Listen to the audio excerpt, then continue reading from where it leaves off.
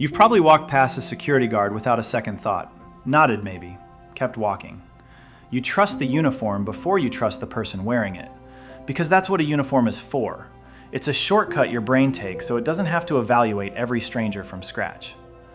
At 1:24 in the morning on March 18, 1990, that exact shortcut is the only reason the largest unsolved art theft in modern history was even possible. Two men in Boston police uniforms rang a side buzzer at the Isabella Stewart Gardner Museum, told the guard on duty they were responding to a disturbance call, and were let inside a building holding some of the most valuable paintings on Earth. Because the guard on duty that night did exactly what almost anyone would have done. He trusted the uniform first and asked questions never. To understand why this heist unfolded the way it did, you have to understand the woman whose name is on the building. Isabella Stewart Gardner was a wealthy Bostonian who spent decades of the late 1800s and early 1900s traveling Europe and buying art. Not through dealers alone, but often through personal relationships with artists and scholars who helped her build one of the most important private collections in America. She wasn't just collecting for status. She built an entire Venetian-style palace, Fenway Court, specifically to house the collection the way she wanted it experienced. Room by room, arrangement by arrangement, as a single, deliberate work of art in itself. And when she died in 1924, she left a will with one condition that would end up mattering more than anyone could have guessed. Nothing in the museum could ever be added, removed, or rearranged.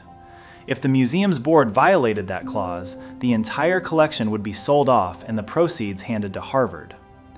That single sentence in a 100-year-old will is the reason this story ends the way it does. Now, back to that night. The two guards on duty were 23-year-old Rick Abath and a colleague, both part-time employees, both unarmed, working under a security setup with one glaring, almost unbelievable flaw. The museum's only direct alarm to outside police was a panic button located at the front desk, meaning the system only worked if a guard happened to be standing at that exact desk when something went wrong. The men at the door, dressed as Boston police, asked Abath to step away from the desk to let them in. He did, and the moment he did, the entire security plan for one of the most valuable private art collections in the world collapsed, because there was now nobody positioned where the one alarm that mattered could actually be reached. Here's a detail that investigators would spend years turning over. Security footage from the night before the robbery showed someone else being buzzed through those same two locked doors in a strikingly similar way. Someone who, under the museum's own protocol, should never have been let in unannounced.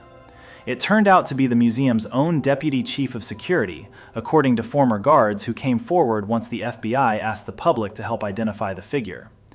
A coincidence, most investigators concluded.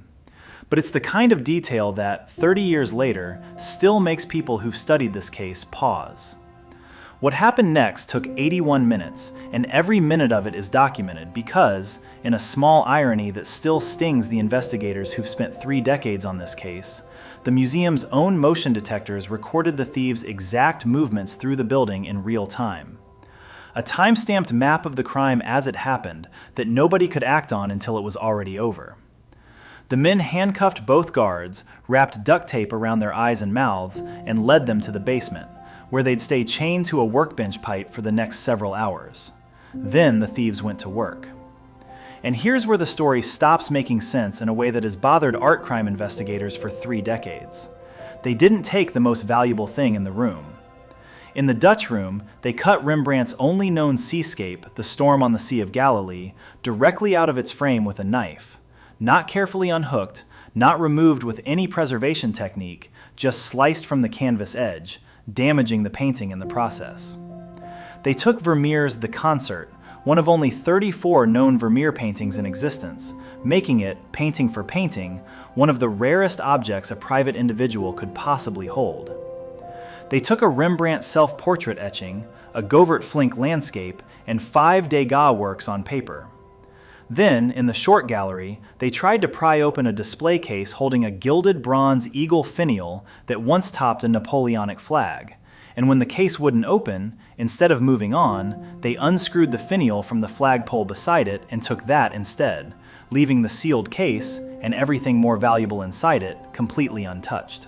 30 feet away, in the same room, hung a Titian, worth by some estimates more than everything else they stole combined. They didn't touch it. That detail is the reason so many theories about this case exist, and none of them have ever been proven. A professional art thief working for a wealthy private buyer would typically know exactly what to take and how to remove a canvas without wrecking it.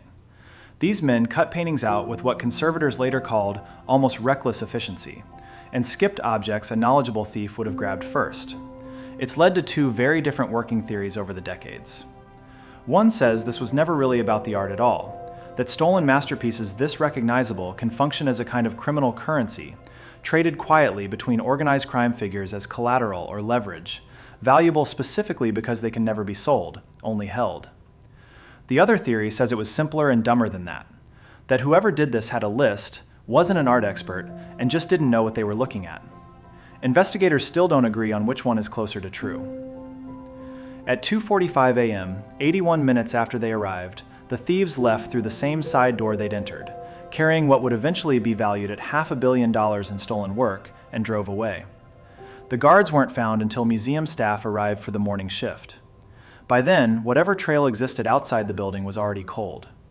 And this is where 30 years of investigation should have produced an answer, and instead produced almost nothing that's ever been proven in court. The case went quiet for nearly 2 decades. Then, on the 23rd anniversary of the theft, in March 2013, the FBI held a press conference that made international headlines. The special agent in charge of the Boston field office announced that investigators believed they had identified the thieves, describing them as members of a criminal organization with a base spanning the mid-Atlantic states and New England. It sounded, for a moment, like the case was finally cracking open. Then came the part nobody expected. The FBI said the trail led to the Philadelphia and Connecticut area, that some individuals believed to be involved were already dead, and that, even with all of that, they still could not say where the paintings physically were. Knowing who, in other words, is not the same as knowing where, and the location is the only part of this that actually matters. Rick Abath, the guard who buzzed the thieves in, never fully escaped the spotlight of his own case. He always maintained he had nothing to do with the robbery beyond being duped like anyone else would have been, and an early FBI review reportedly concluded the guards themselves likely lacked the capability to have pulled it off. But in 2013, when Abath spoke to the Boston Globe about where he personally stood after more than 2 decades, he said federal investigators had told him directly that they had never been able to eliminate him as a suspect. Not charged, not cleared, just permanently, officially unresolved. A man who has spent more than 30 years being the only living person known for certain to have been inside that building the night it happened, and who still, by the government's own account, remains a maybe. The reward for information leading to the painting's safe return, no questions asked about who's returning them, has grown over the decades to $10 million, one of the largest ever offered for stolen property in history. And still, nothing verifiable. No tip that's panned out publicly. No recovered canvas. Not even a confirmed photograph of any of the 13 missing works since the night they vanished. Which brings us back to Isabella Stewart Gardner's will, the clause that nothing in the museum could ever be moved or rearranged.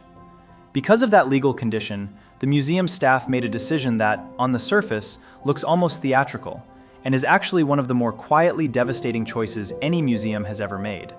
They didn't fill the gaps. They didn't rehang other paintings over the empty spaces.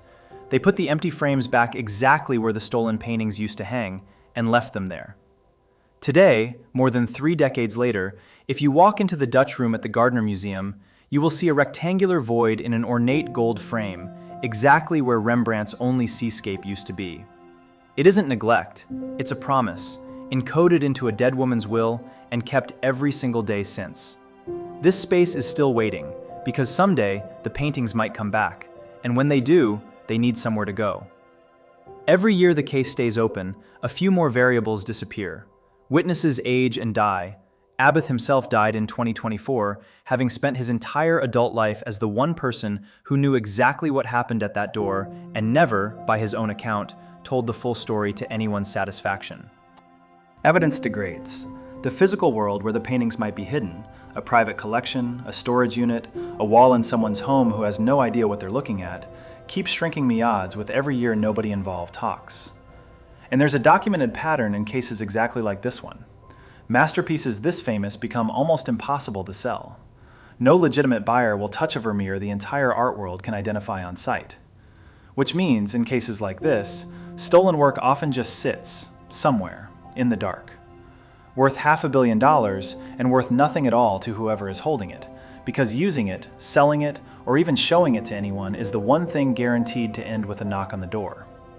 So somewhere, in an attic, a vault, a storage locker paid for in cash every month by someone who's forgotten why, there may be a painting by one of the greatest artists who ever lived, rolled up, hidden, worthless to hold, and impossible to sell, guarded by nothing but the silence of whoever put it there. And back in Boston, in a museum that legally cannot change a single thing about itself, an empty gold frame is still hanging exactly where a 350-year-old seascape used to be. Not because anyone forgot to fix it, but because somebody is still waiting for it to come home.